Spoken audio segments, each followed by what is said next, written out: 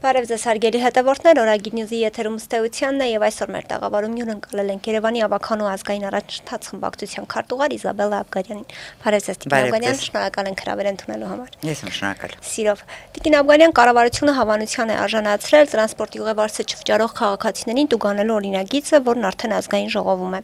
Արդյոք սա իրավաչափ է ձեր գնահատմամբ եւ ինչու չեք շարունակում բոյկոտը, փաստացի չի ստացվում, որ թույլ եք տալիս քաղաքային իշխանությունն անի այն, ինչ ցանկանում է։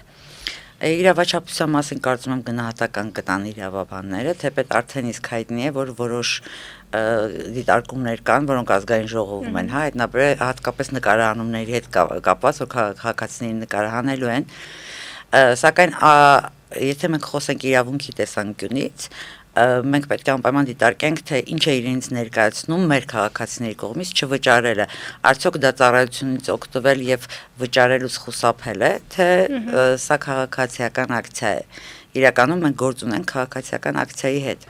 որովհետեւ մարդիկ չէին վճարում, ինչու։ Կար մեծ անհամաձայնություն։ Առնվազն 80,000 քաղաքացի իր ստորագրությամբ դիմել էր քաղաքապետարանին, այսինքն այնպես չէ, որ մարդիկ պարզապես փորձում են չվճարեն, սղոսկեն, մարդիկ համաձայն չեն այս գնային քաղաքականության հետ եւ համաձայն չեն նաեւ վճարման համակարգի հետ, խնդիրներ են տեսնում։ Այսինքն քաղաքապետարանը փոխանակ քաղաքացիների խնդիրները փորձի հասկանա, ուսումնասիրի կարիքները, թե հիմա ինչ խումբ է, որ չի վճարում, գնում է այդ խմբին պատժելու։ Այստեղ մենք իրապես գործ ենք ունենալ, դա նույնն է, ինչ դու մարդկանց բողոքի ակցիան փողոցում գնաս տուգանես ակցիա անելու համար։ Ըստ էության դա նույն բանն է։ Ինքս չեմ վճարում,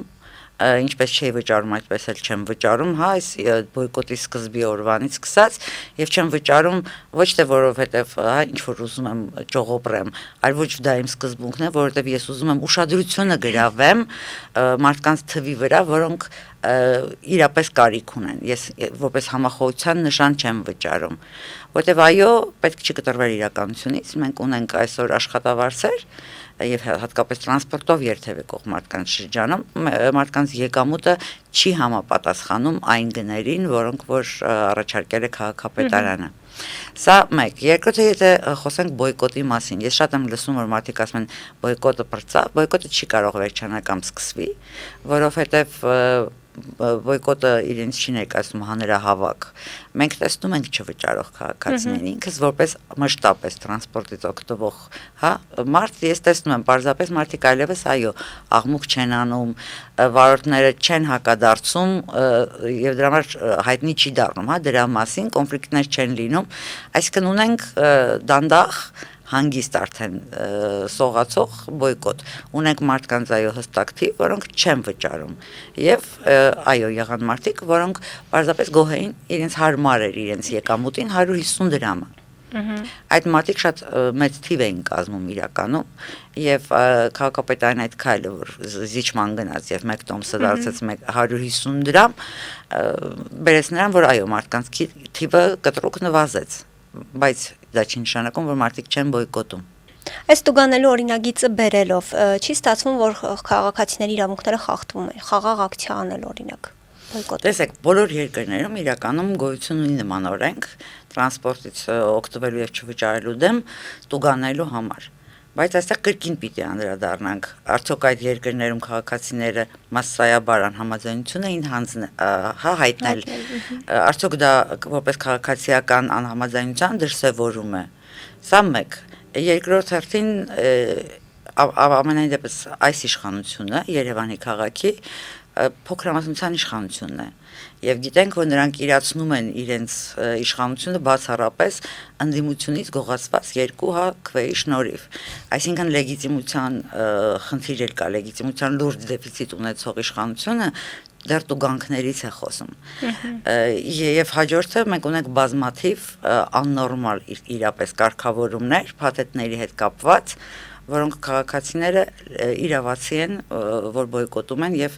անհամաձայնություն են հայտնում։ Օրինակ, չի կարող պարզապես 10 տոմսի փաթեթը նույն գինը ունենալ, ինչ մեկը, այսինքն կրկին 150 դրամ է դառնում 10 հատը, եթե վերցնում ես։ Դա աննորմալ է։ Այդտեղից պետք է արդեն իջնի։ Եթե դու սահմանել ես 1 տոմսը 150, 10-ը պետք է ավելի էժան լինի եւ այդպես պետք է շարունակվի։ Հաջորդը WYG ընկերությունը, որը արել էր ուսումնասիրություն եւ փորձագիտական պաշտոնապես կարծիքը ներկայացրել էր Երևանում ուղևորների գերակշիռ մեծ մասը օրը 2 անգամ է օգտվում, ոչ թե 4 եւ ավելի։ Բայց մենք տեսանք, որ քաղաքային իշխանությունը ստեղծեց փաթեթ, որն էլ գովազդում էր, որ ասում էր հարմար է 4 եւ ավելի անգամ օգտվողների համար։ Հարց է մնում, իսկ ինչ փաթեթ է նախատեսված 2 անգամ օգտվողների, նման բան գոյություն չունի։ Զեղչերի առումով իբր զեղչ արեցին, նույն ուսանողներին, թոշակառուներին, զեղչերը չեն կիրառվում 1 տոմսի վրա։ Իսկ հենց իմ արած ուսումնասիրությունը, իմ ուսանողների նաև շրջանում, ուսանողները ասում են, որ փաթեթը թանկ է գնել, միանվագ չեն կարող իրենք գումարը տալ, եւ իրենք նախընտրում են օրական վճարել։ Եվ դրա համար չեն օգտվում զեղչերից, ստացվեց դա անիմաստ զեղչ։ Եվ ինչ տրամաբանություն, եթե ուսանողը քո երկրում ունի 25% օրինակ կամ 20% կամ 10%, կամ թոշակառուն կամ աշակերտը, պետք է դա բոլոր տեսակի տոմսերի վրա կիրառվի։ Այսինքն մենք տեսնում ենք, որ իշխանությունը քաղաքային իրեն պահում է ոչ թե համայնքային իշխանության պես, այլ պահում է ինչ-որ ջիմի կամ, չգիտեմ, խանութի աբոնեմենտներ եւ հավատարմության քարտեր բաժանողի պես, այստեղ չկա գիտակցումը։ Սա է։ Տիկին Աբգանյան, նախորդ անգամ մեր տաղավարում իմ գործընկերոջ հետ զրույցում նշել եք, որ Հայկ Մարությանը պայքարում է առանց լայվերի։ Այս պահին էլ է Մարությանը նման կերպ պայքարում եւ ինչպես կարող է հանրությունը տեսնել այդ պայքարը։ Տեսեք, այս պահին իրականում բան չի փոխվել։ Ինչ առումով, որովհետեւ մենք ասել ենք, որ ում հարմար չի մի վճարեք։ Քաղաքացիները ունեն այդ հնարավորությունը։ Մենք այո, երբ օրինակ մեքենաները կանգնում էին, ավտոբուսը չէր շարժվում, դուք տեսել եք, որ մենք աղմուկ էինք բարձրացնում, նաև ավտոբուսի պարկին էինք դիմում, ես ինքս էլ հենց վարորդի հետ կոնֆլիկտ ունեի եւ փորձել էի նկարահանումը վերցնել, այսինքն մենք արել ենք այդ բոլոր քայլերը, որպեսզի որևէ մեկը ապօրինաբար չխոչընդոտի, չվճարող նաև քաղաքացիների տեղաշարժը։ Այսօր բոլորը այդ հնարավորությունը ունեն։ Ես ինքս այդ հնարավորությունից օգտվում եմ եւ ինձ ոչ վարորդն է որևէ բան ասում, ոչ էլ ուղևորները։ Ամեն ինչ այսինքն այստեղ կախված է քաղաքացուց։ Եթե քաղաքացին ուզում է վճարել, ինչպես այդ քաղաքացուն ասես, մի վճարի։ Այբ կգործեն օրինակ տուգանքները, նոր իրավիճակ կունենանք, կարելի է այդ ժամանակ նաև խոսել, որ իսկ ինչ նոր քայլեր է պետք անել։ Սակայն թե ինձ հարցնեք, ես կարծում եմ, որ այսպես հատվածաբար տրանսպորտ, ծառեր, մենք պարզապես չենք հասցնում, մենք նաև դատարան ենք դիմել ծառահատումների շուրջ, մի քանի դատական գործ ունենք հենց հիմա, որ մեր խմբակցությունը տվել է դատարան, մենք պարզապես չենք հասցնում այս բոլոր ապօրինությունների եւ փնթիությունների հետևից գնալ, կարծում եմ, որ պետք է տեղի ունենա ամբողջական իշխանափոխություն։ Եվ եթե ամփոփենք, ինչու տապալվեց բոյկոտը, որովհետև փաստացի հիմա շատացել են այն քաղաքացիները, ովքեր վճարում են, որտեղ շատ է հնչում այն տեսակետը, որ բոյկոտի տապալման պատճառը այն էր, որ ընդդիմադիր խմբակցությունները այսպես չմիավորվեցին տրանսպորտի թանկացման դեմ, որքանով է կիսում այս տեսակետը։ Ես բնավ համաձայն չեմ, որովհետև բոյկոտը նախ եւ առաջ կրկնում եմ չի տապալվել եւ այդ մասին նաեւ խոսում են թվերը, որոնք քաղաքային իշխանությունները ներկայացնում են եւ ասայ տեսնում եք, որ դիմում են արդեն ծայրահեղ մեթոդի տուգանքների, ուզում են տուգանքներ կիրառել, դա հենց խոսում է այն մասին, որ ամեն դեպքում բոյկոտը որոշակի թիվ է կազմում։ Այո, բոյկոտողների թիվը նվազել է։ Եվ ինչի հետ է դա կապված։ Առաջին հերթին դա կապված է 150 դրամի հետ, որ դա մարդկանց հարմար եղավ մի մասին, ում եկամուտը օրինակ միջին է եւ կարող է իրեն թույլ տալ։ Երկրորդը դա կապված է նաև այդքան որ բոյկոտը անցավ լուր արդեն փուլ եւ մարդիկ չեն տեսնում որ այն մյուսը չդրեց առաջին չէին կանում 100 դրամ էինք դնում չէ ասում ենք չեմ վճարելու վարորդը հակադարձում էր չվճարողները ի հայտ են գալի հիմա մարդիկ չեն նկատում պարզապես ով է վճարում ով չէ բայց ես ձեզ վստահեցնում եմ հատկապես այն ժամերին երբ տրանսպորտը լիքն է տրանսպորտի երևի մոտ 20-30%-ն է վճարում, մյուսները չեն վճարում, իսկ տրոլեյբուսներում էլ ավելի վատ է վճարումների վիճակը։ Տիկին Աբգարյան, ավականու նախորդ նիստին իշխող խմբակցությունը հերթական անգամ չմասնակցեց տրանսպորտի թանկացման կասեցման այդ հարցի քննարկմանը, սակայն նախագիծը դրական եզրակացություն էր ստացել հանձնաժողովում։ Ըստ ձեզ, ինչու է իշխանությունը խուսափում նման քննարկումներից, կարող ենք եզրակացնել, որ ՔՊԻ ներսում այս հարցով մոտեցումները միանշանակ չեն։ Դե նախ եւ առաջ ես կարծում եմ իշխանությունը ամեն ձև խուսափում է առհասարակ ընդդիմությանը խոսափող տալ։ Եվ մենք ունենք այդ խնդիրը, մենք ամեն անգամ ելույթ ունենալու, երևի նկատել եք իմ ելույթների ժամանակ են վարկյան են հաշվում, անջատում են, ձայնը ասես բաներ են անում։ Իդեպ սա միայն Աբինյանի օրոք է տեղի ունենում, նախկինում կարող եք նայել տեսագրություններ ավականու նիստի, չի եղել նման բան։ Հա, ինձ թվում է նրանք խուսափում են, որ ընդդիմությունը կրկին հարցեր կտա, ելույթներ կունենա բարձրաձայնելով այն խնդիրները, նաև այն կասկածները, որը ընդդիմությունը նկատել է այդ գումարների հետ կապված, մուտքերի հետ կապված տրանսպորտային, եւ այդ ամենից խուսափելու համար պարզապես նրանք չեն մասնակցում։ Նրանք ուզում են իբր ցույց տան, որ արհամարում են նախագիծը։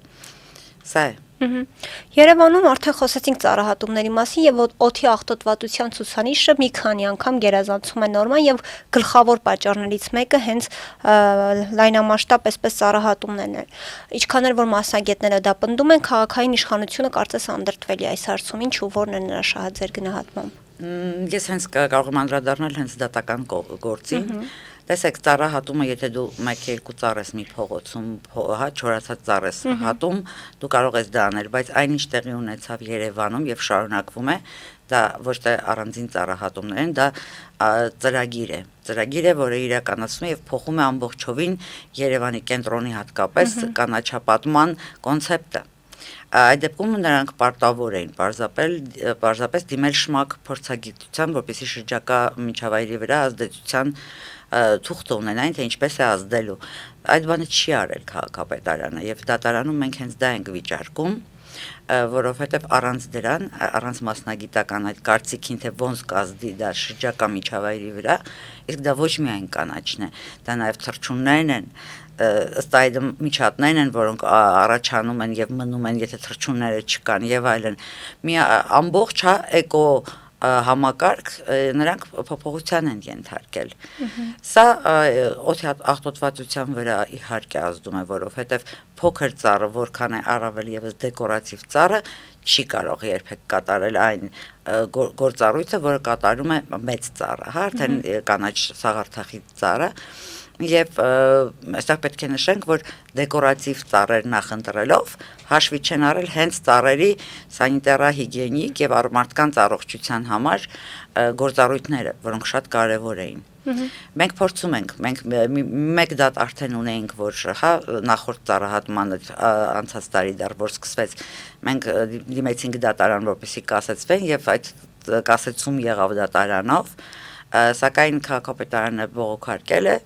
այդ վճիռը այսպես տունտունիկ են խաղում։ Ո՞րն է շահը։ Ինչու է այսպես, եթե նույնիսկ դատարան է այսպես։ Գիտեք, անձամբ ես իհարկե կարող եի մտածել, որ գուցե նաև փայտի հետ գործ ունենք, որովհետև փայտանյութ է ամեն դեպքում, բայց ես կարծում եմ արդեն քիչ թե շատ ճանաչելով ՔՊ-ին, այս մարդիկ հիվանդություն ունեն ամեն ինչ սկսել նոր կետից։ Նույնը արվում է կանաչապատման հետ։ Թամանյանական Երևանի կոնցեպտը երկու կողմից բարձր կանաչ ծառեր են եղել։ Մենք գիտենք, որ դա է եղել Երևանը։ Հիմա նրանք ստեղծում են իրենց Երևանը, որտեղ հա, ինչպես են ասում, իրական Երևանը երևի, որտեղ երկու կողմից պետք է լինեն դեկորատիվ փոքր ծառներ։ Իրանք ուզում են հետ կթողնեն։ Եթե իրենք երկու սակուրա տնկեին են մյուսների մեջ, դա չէր Երևա։ Իսկ այսպես, երբ դու փոխում ես ամբողջ տեսքը փողոցի, որ վաղասեն այսա մենք ենք արել, մենք ենք ստեղծել։ Ես ծրագիրն եմ։ Սա այո, դրան է նման։ Եվ իհարկե երրորդ կոմպոնենտը, որը ոչ պակաս կարևոր է, կանաչապատումը կոռուպցիայի ռիսկերով ամենահարուստ ոլորտն է։ Որքան կտրեցիր, որը չորացավ, որը կպավ, որը չաճեց, այստեղ գումար եւ փող լվանալու համար շատ մեծ տիրույթ կա, հա, լայն դաշտ կա, ծառերի գները, եթե ուսումնասիրում եք, կրկին տեսնում եք այդ խայտարակ բարձր գումարներ են իհարկե ծախսվում ծառների համար, Եվ բազմաթիվ օրինակներ ունենք, երբ չորացել են, մեկը հենց Գրիգոր Լուսավորիչ եկեղեցու հարակից տարածքում։ Իհարկե, եւ ոչ միայն։ Մենք սոսիներ էլ ունենք չորացածի դեպ, եւ կարծում եմ ինչու է ես ասում, որ պետք է իշխանափոխություն առանձին չի լինում, որովհետեւ այս բոլոր գործերը պետք է քննվեն։ Տիկին Աբգարյան, լայնամասշտաբ ծառայությունների ֆոնին կարծես թե շատ մարդ դրա մասին չի խոսում, օրինակ ընդդիմադիր ավականու անդամները որոշ, ինչու ձեր գնահատմամբ ենթադրաբար պետք է լինեին բողոքի ակցիաները սպանդի դեմ, ինչու ոչ ոք չի խոսում այս մասին։ Դե եւ նկատեք մեր խմբակցությունից, հա, Տիկին Վարդանյանը, մեր խմբակցության հատկապես կանայք շատ ակտիվ են ծառերի հարցում եղել եւ կրկին իրավական ընթացք տալը մեր խմբակցության կողմից է դարվել, սակայն մենք ասում ենք չեն խոսում ընդդիմադիր առանձին գուցավականու անդամներ, բայց ես դες կասեի, ես ապշած եմ բնակչության անտարբերությունից իրենց պատոհանի տակի ծառի հանդեպ։ Հենց դրա մասին եմ խոսում, թեկուզ հանրությունը ինչու չի։ Ես հիշում եմ, երբ այն ցուրտ տարիներին էին պատերազմական, իմ մայրս գիշերը չէր քնում, բառեզբուն իմաստով պատոհանի մոտ էր քնում, որ հանկարծ մեր պատոհանի տակի ծառը չհատեն։ Եվ մի անգամ ես պատոհանից դուրս նայեց, պատշգամբից լսեցինք սղոցի ձայնը, մայրս գոռում էր հիմա բան կանեմ, հա, սպառնում էր վերևից եւ փախավ կտրողը գիշերը։ Իսկ այստեղ օրը ցերեկով մարդկանց ամբողջովին ամայացնում են փողոցը, իսկ այդ բնակիչներն են առաջինը լինելու, որ զգալու են իրենց առողջության վրա վտանգը, թե ջերմաստիճանն է ավելի բարձր լինելու, թե փոշին են կլանելու, բայց մարդիկ համատարած անտարբերություն ունեն այսօր, սա ցավ է։ Տիկին Աբգարյան, օրերս հայտնի դարձավ, որ դատարանն Ապոլինի է ճանաչել Սոնա Աղակյանին մանդատից զրկելու որոշումը։ Ձեր խմբակցության անդամներին, այդ թվում Հայկ Մարությանին Ապոլինի կերպով զրկել են մանդատից, ինչ քայլեր եք մտադիր ձեռնարկել այս որոշումից հետո։ Այստեղ նույնպես մենք դատարան ենք դիմել Գրիգորի Երիցյանի բանով, տեսեք, եթե լինի մեկ որոշում, արդեն պարզ է, որ նախադեպային դա բոլորին վերաբերելու է։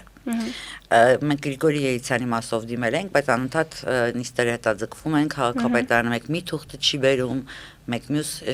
այսպես է, դեռ ամեն դեպքում դեռ դատավճիռ չունենք,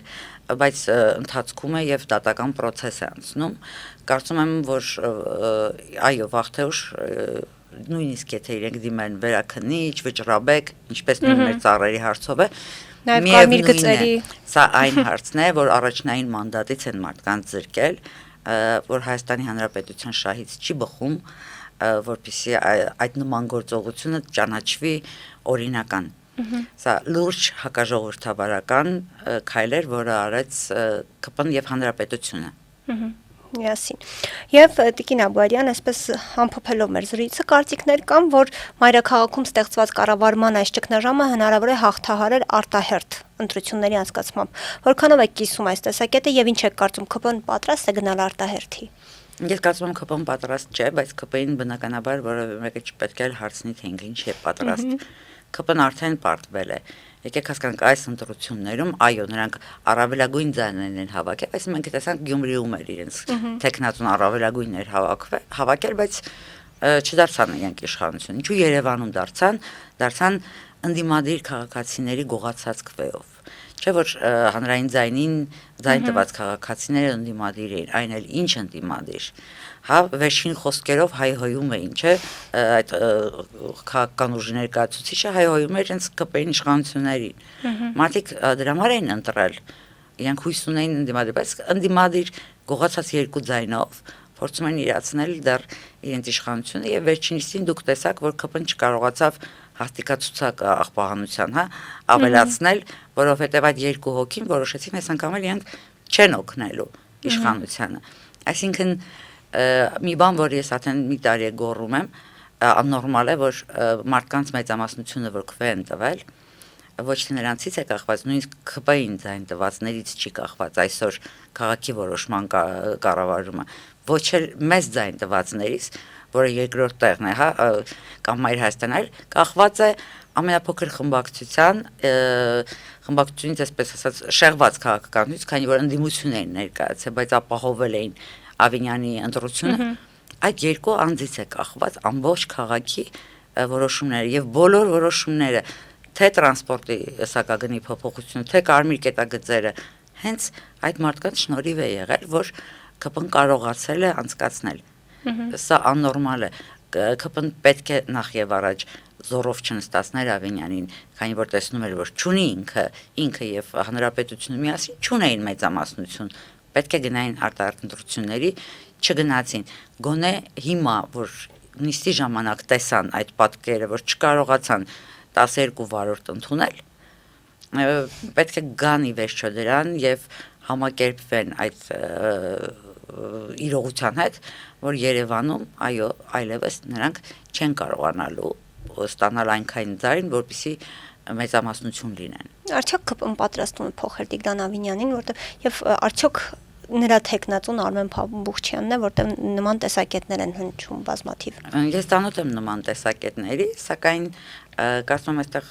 իմ նշած հենց տրամաբանությամբ Ավինյանին փոխելով Փամբուխչյանը որևէ բան չի փոխվի։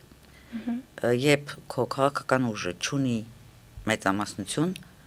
եւ հույսը դրել է հենց ընդդիմությունից երկու ձայն ամեն անգամ ապահովելու վրա, դա ճգնաժամ է քաղաքի համար։ Կարծում եմ ավելի շուտ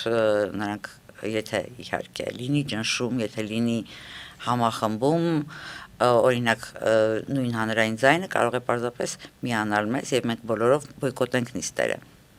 Այդ դեպքում ԿՊ-ն կմնա միայնակ, իր հանրապետության հետ։ Բայց եթե նման քայլեր լինեն,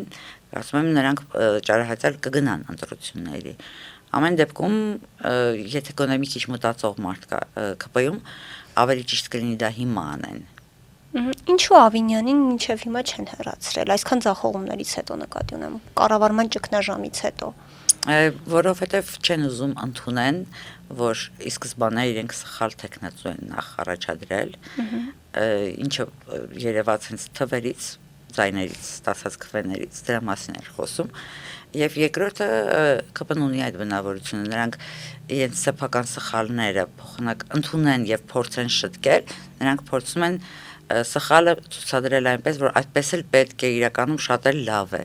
Հա, բոլոր հարցերում են այդպես անում, եթե ուշադիր նայեք։ Եվ Տիկին Աբգարյան, խոսեցին Գյումրիի ընտրություններից, Գյումրիում փառաքարում այսպես քաղաքացիական պայմանագիրը պարտվեց, ինչպես կարող է անդրադառնալ դա համապետական գործընթացների վրա ձեր գնահատմամբ եւ ինչ սցենար կարող ենք ունենալ 26-ի խորհրդարանական ընտրություններին։ Նախ եւ առաջ շատ կարեւոր է, որ ԿՊ-ն զրկվեց վարչական ռեսուրսից, որը Երևանի ընտրություններում լիուլի կիրառել էր։ Մեր աչքի առաջ էին թաղապետերը, որոնք ման էին գալի բակերով, հա, ԿՊ-ի քարոզարշավի ժամանակ եւ ասում են, ասեք էլ ինչ է պետք, հա։ Ժամանակին դա ընտրակաշարքեր էր, ասենք անենք։ Հիմա դա նորմալ է համարվում։ Զրկվեց վարչական ռեսուրսից։ Դա իհարկե մեծ հարված է։ Հայաստանում հատկապես մարզերում, Երևանը մի քիչ այլ տրամաբանություն ունի, բայց մարզերում շատ ուժեղ է կախվածությունը մարզային իշխանությունից եւ համայնքային իշխանությունից։ Ով լինում է, հա, քաղաքապետ, այդ ուժը շատ ավելի մեծ շանսեր է ունենում։ Ես իդեպ դա ցավով եմ ասում, որովհետեւ ստացվում է, եթե կենտրոնական իշխանությունը կարողանում է ապահովել նաեւ մյուս մարզերում եւ քաղաքներում մարզային, հա, իր տեխնացուին այլևս մարդ շանս չի տեսնում, որ այդտեղ կարող է այլ ուժ ընտրվի։ Դա այդքան էլ լավ չէ, բայց ամեն դեպքում ԿՊ-ի համար իրապես դա հարված է, դա շատ վատ է։ Կարող ենք ասել, որ Գյումրիում ԿՊ-ի պարտությունը իշխանափոխության այսպես սկիզբ էր։ Ես կասեի, որ սկզբում, եթե ուզում եք իմանաք, Երևանում է պարտվել։ Եկեք ընդունենք դա։ Երևանում ԿՊ-ն բայց փաստացի իշխանության է։ Այո, առանց հանրային ձայնի, որ իրենց կոալիցիայի մեջ չէ, չի կարողացել նա ձևավորել իշխանություն։ Առաջին պարտությունը այդ մեծ քաղաքների առումով ես կհամարեի հենց Երևանը։ Գյումրիի առումով, այո, դա հստակ է, որ որքան էլ ձայների առումով ավելի շատ ձայն է հաջողվել հավաքել, ամեն դեպքում պարզապես մյուս ընտրություններն էլ ավելի քիչ կլինի, որովհետև այն ընտրություններին գործում էր այո վարչական ռեսուրսը։ Եվ վերջո քաղաքապետը ԿՊ-ից էր, նո ԿՊ-ամերձ էր եւ այլն։ Սա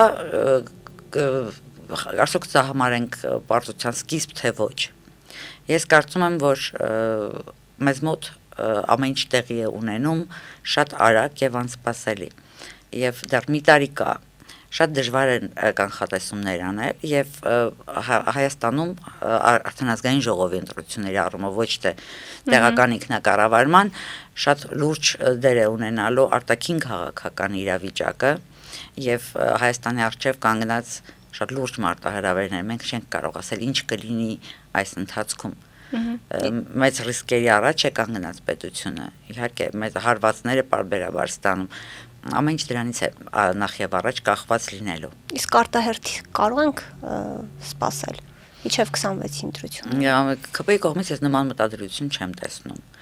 իսկ արդյոք ընդդիմությունը կարող է դրան հասնել մի ձևով եթե ազգային ժողովը լուծարելու հացրելու այսպես հուշկու բողոքի ալիք կարողանա բարձրացնել իսկ նման բողոքի ալիք պահանջում է բնականաբար ալիքը լայն թվով ժողովրդի մասնակցություն եւ հենց այնպես չի լինում դա լինում է այսպես կոչված տրիգեր ինչ որ իրադարձություն, որը այո կարողանում է մեզ մոտ եղել է բազմիցս նման իրադարձություններ, որը ժողովրդին հանել է դուրս, բորբոքված, հա, բայց մենք տեսել ենք, որ պարզապես այդ ժողովրդի էներգիան չի օգտագործվել ըստ նպատակի։ Շնորհակալ եմ Տիկին Աբգարյան հետաքրքիր զրույցի համար։ Ես նույնպես։ Իմ հյուրներ Երևանի ավականու ազգային առաջընթաց խմբակցության քարտուղար Իզաբելլա Աբգարյանը։ Կհանդիպենք։